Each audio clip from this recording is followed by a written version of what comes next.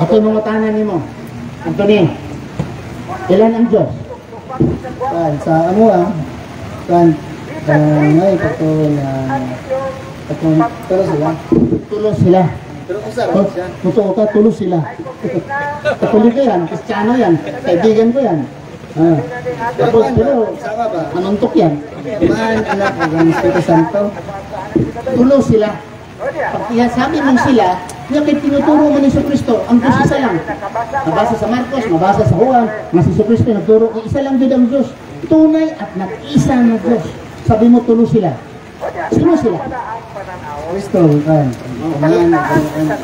Uno, si Jesus. Uno to. Sunod, amahan. Balance dito. Balang Espiritu. Pila ka buok na? Tulo. Tulo, gudi mong Diyos. Pero kung sarap siya. 3-in-1. Sa bulaanan pa, magbuot mo mo aho. Magbuot mo mo aho. Paaba na lang sa kita, natay lawas, natay Espiritu. So, duhat ano sila? Mga tao ko ito kay 3-in-1. Kaya nabaligya ko coffee sila. Mga tao kay 3-in-1 na nga. Paaba na lang nato nga natay lawas, wala ba tayo Espiritu? So, ito nga lang sa pagod. Ang nakakabot. Sama na lang sila. Pero ang Diyos, Kung sarap ka, usarap. Ang amahan, si Jesus, anak, o ang Espiritu usara. Ha? Di na sila magbulag-bulag.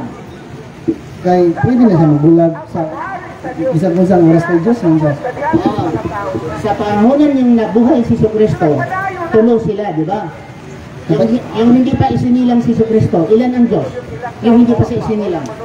Ato man sa langit, ang mga tao tuo man kay ng Kristo. Wala man ko ng magkana o diin siya sa yuta ba or sa langit.